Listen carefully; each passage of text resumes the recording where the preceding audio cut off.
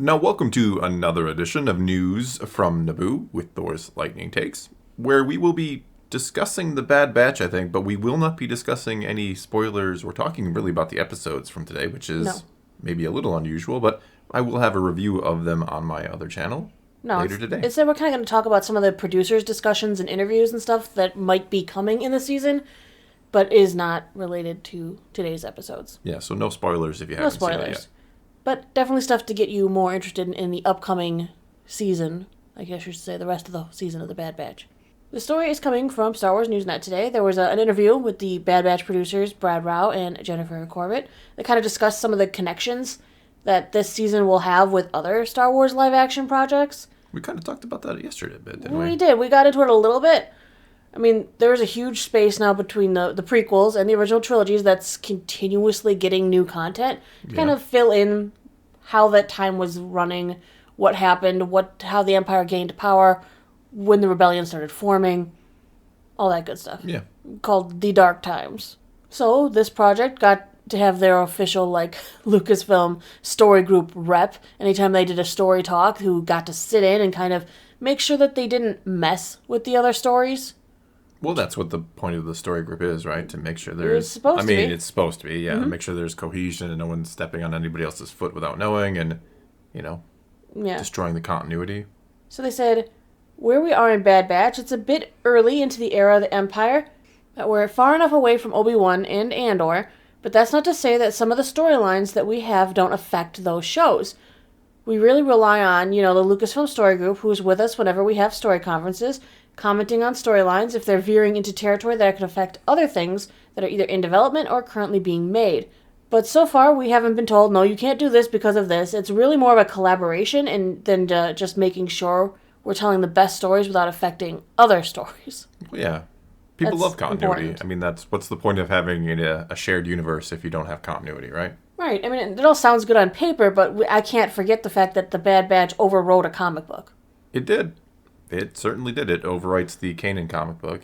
And we now have Tales of the Jedi, which is muddled other things, like the Ahsoka novel, and maybe Dooku Jedi Lost. And we've had, as you keep pointing out, you're really excited to see that canon timeline book that's was supposed to come out months ago, actually, but it's supposed to be coming out here in the near future. Foaming at the mouth. I can't wait to get that book. that apparently will take everything and tell us exactly when and where it happens and how. Yes. And, yes. Well, see, what the thing is with the story groups, it seems and I don't like to talk about Filoni this way, but he seems to be the key in I can overwrite whatever stories I want. He does seem to have a lot of power. It's always his projects that overwrite other projects. For better or worse, it has been Filoni that has any kind of major contradiction, quote unquote, any kind of significant where you can really recognize it and you think it has an impact on the story. It's been Dave Filoni who's done it. Right.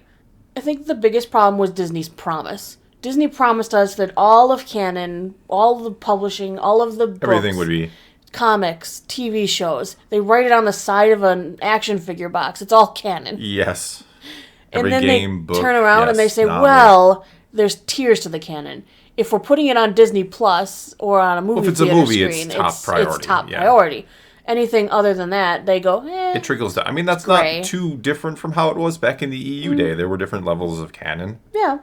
I'm not saying that's an excuse or that's what we wanted or expected or hoped for, but it's not different. And it is disappointing because that was the promise. Like, hey, we know the EU did have its inconsistencies, but we're gonna wipe that away, which I know sucks, and a lot of you are gonna be upset. But going forward, we're gonna have this consistent canon, and you're really gonna like it. And yeah. I mean, I like the parts in the first season that kind of overarched and show us the galaxy as a whole. Like, we saw chain codes come into effect in season 1. That was amazing. We saw how fast the Empire could take control by going, hey, you want credits that work? Because Republic credits don't work anymore. You need Imperial credits. To get those, come to one of these stations. We'll give you your new credits, and we'll give you a chain code, which now we have all your personal information on file. Yeah, it was kind of cool to see the first steps to really forming the Empire we will come to know and love later on. Right. It did help with setting that up, and I liked that detail. Even things like in Andor, we have the new Senate chamber. We saw the, Mon Mothma give us the new pods, the new, the logo down on the... They revamped the whole chamber sometime in the after the fall of the Republic. Now it's the Imperial Senate, so it looks like the Imperial Senate. We got new pods. Well, in the trailers and stuff for Bad Batch, you do see the Senate chamber, and it has those new pods that are featured in Andor because it needs consistency, and that's just one of those small details that I do like to see. I really appreciate that stuff. Yeah, that's the cool stuff. I mean, not that it's like the cool stuff, but it's cool to see that there is communication and consistency, and they're talking to each other. I think a lot of people had the wrong impression of the story group when it first got announced. They do not dictate the story.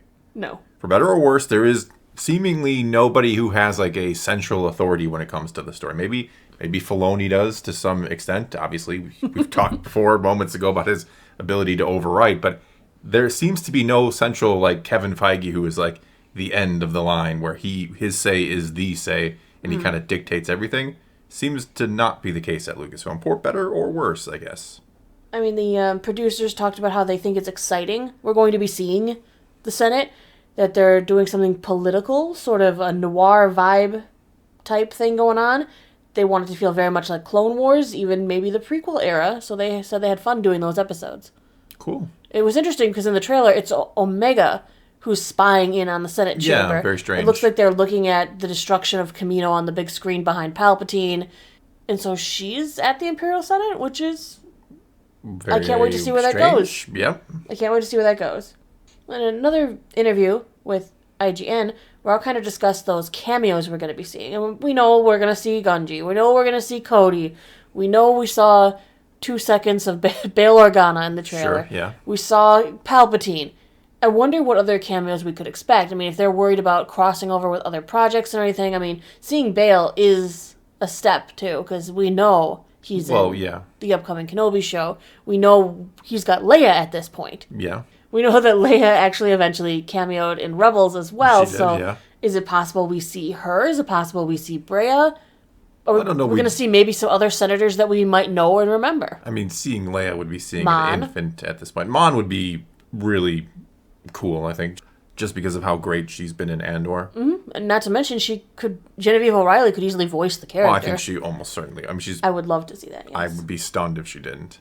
Ahsoka is another possibility. I mean, it's a Dave Filoni thing, right? So at some point we will see Ahsoka in the bed. We got to, right? I mean, Rex is already in there. Well, if we're seeing Bail, and if she's already with Bail, I mean, ooh. We don't know exactly. See, that's the thing with Tales of the Jedi. We don't know exactly because according to the novel, which I think they kind of tried to at least adhere to, that takes place a little bit later. It should be taking place. Because I think Leia's like somewhere between 3 and 5 or something. Yeah, it's a few years later, whereas Bad Batch right now, I think we're months later after Order 66 and everything. Formation of the Empire. It's Empire hard to Day, say. which we all celebrate, of course. You do. No, you do. Don't even get me started on how much you love the... It scares me sometimes how much you love the Empire. You want to talk about my Empire that way? All the Vaders around and Stormtroopers. I don't know. I don't know whose just a lot side of you're really Vaders, on so. here. Well, they do talk more about like the relationship between Omega and her dads, how it's such a tight-knit family, and you're going to see in this series how they've evolved, how Omega has grown up, how each of them are trying to decide what's going to happen. I mean, we know at this point that the Bad Batch had to save up some money, buy her new outfit, so she's not wearing, as they called them, the Kamino pajamas anymore. Omega and her dads. I still think that is the name of either an 80s movie or a bad sitcom on ABC or whatever. But we're going to see within the season how Omega even thinks for herself and how she, she's got to make her own decisions and deal with her dad's. But they've also gone on to say things such as, the Empire is everywhere. Yeah, they are. I shouldn't be cheering for that. I know, you really shouldn't be. You do know they lose eventually, right? I mean, it became a big part of their celebration thing, the long road ahead. As Rao says, they wanted to put them in a spot where things aren't great. What are they going to do? What's the next decision? The Empire is everywhere, and the Empire is growing, so you can't really do whatever you want. It's a smaller world, despite, Omega being released into the bigger world. The world's growing smaller every minute. What I'm excited to see more of is Crosshair, because Crosshair in the last season, despite his chip not working, was sworn to the bad guys, as you like to call them, the Empire. Well, I think everybody calls them the bad guys. Some of the best episodes had him it in the Empire. Yeah, I mean, so pretty much all the best episodes had Crosshair in them. He was probably the best part of the series. Right. I know that they talked a little bit with Dave Filoni, of course, big head honcho on the show, and he talked with Rao and Corbett about their plans for a Crosshair-centric episode. featuring a day in the life of a regular clone post Order 66, and he's the one who suggested putting Commander Cody in for that cameo to show his day in the life, and I'm like, good. A day Cody. in the life of Cody. I hope that's the name of the episode, even though we know it's not. Yeah. They talk about how Season 1 explored Omega's relationship to Hunter and Wrecker, and that this season's going to delve into her relationship with Echo and Tech. Who? Exactly. Maybe they heard maybe they heard the outcry of everyone who's like in love with Echo because he's awesome. You're in love with Echo, I really do like Echo. Which is weird because he's against the Empire. We'll see. What are you going to try to convert him? He's been through enough. But it's like they finally listened to the fans and how much of us wanted to see Echo play a bigger part, and the fact that they kind of sidelined Echo and Tech, and they're like one person sometimes. Wait. They're both Wait a minute. The Tech guy. Wait. There's an Echo and Tech? I thought they just kind of... He had a nickname. Techo. Techo. That's what he felt like in Season 1. So they said they're going to have more fun with those two, develop into their relationships with Omega, which is fantastic. We're also going to this season be catching up with Nala Se, who was saved from Kamino by Imperial forces, and we're also going to see Emperor Palpatine, which we talked about a little bit. Well, he's in the trailer. Nala Se is interesting because we don't really know what she was up to. Well, she went off with that Imperial scientist. Yeah. There's some sketchiness going on. She's a cloner, and we know that there's cloners later in Mando. Know, which is what we talked about a little bit yesterday. With Pershing. Yeah. Every time I say his name, I think of... There's like a donut or something called a Pershing. Sorry. Little donut guy. Oh, my goodness. But they said, even in the dark times of the galaxy, they always want to have a glimmer of hope in there, an element of hope. Because that's what they think Star Wars is about. They want to make sure it's ingrained within the stories, that there's a lot of heart in Season 2, and they're excited to share it with everybody. Especially things like StarWars.net, that apparently they got to preview the first 14 episodes, which means they only didn't see 2 of them. Well, it's not... I don't like that idea. I understand, like in Andor, some of the media outlet stuff got like the first 3 or 4 all at once. But don't give them 14. I really don't care other than... the story can leak. Yeah, that's... I don't care, obviously, but I mean, the only issue I have is speculation is fun, right? So when you have people who definitively know what happens, it's harder to speculate. Kind of takes a little bit away from it. You don't get to sit there and it is what it is. What's going to happen, if somebody goes, I saw 14 episodes, let me tell you what happens. I mean, that's a curious thing that they do let that happen. I'm curious if the embargo is out there, how that'll work out. Well, it really makes you wonder why they do that. Like, do they not, because they want people to put out a review saying the whole season is really good. Well, yeah. Which makes you worry about the first half of the season, right? Or the first few episodes. If they're like, here, watch them all because I swear it gets better. I mean, that's what it screams to me, doesn't it? Or screams to you, I should say. It does. I think if you trust your product. Yeah, you don't need to show it entirely. It's one thing having a focus group, but to be like, hey, you're a news media outlet for my genre. Here, you can watch 98% of the series and tell everyone that you like it. I mean, it's the same thing with, not to go too far into this, but with Hollywood, just in general with movie premieres, they invite you... You're going to be more obligated. You're going to feel more obligated or inclined to give a positive review of something because you want to, you're the one who got to see it early. You're the one who gets to do the big article about it.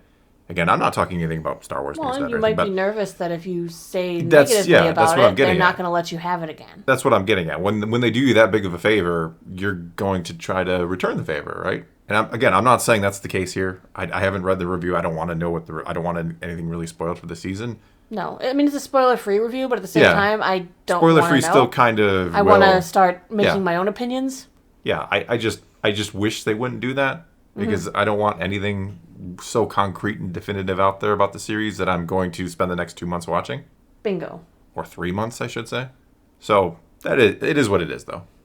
Anyway, I think that's going to be all we got for you this time. So do take to the comments below. Tell us what you think of what we've talked about here today. I was going to say, tell us what you thought of the first couple episodes of The Bad Batch. But we will be doing a Let's Talk Some Bad Batch video probably this weekend like we did with Kenobi and like we did with Andor. So if you want to participate in that, you'll have to watch my review over on the other channel and push your comments there and whatever.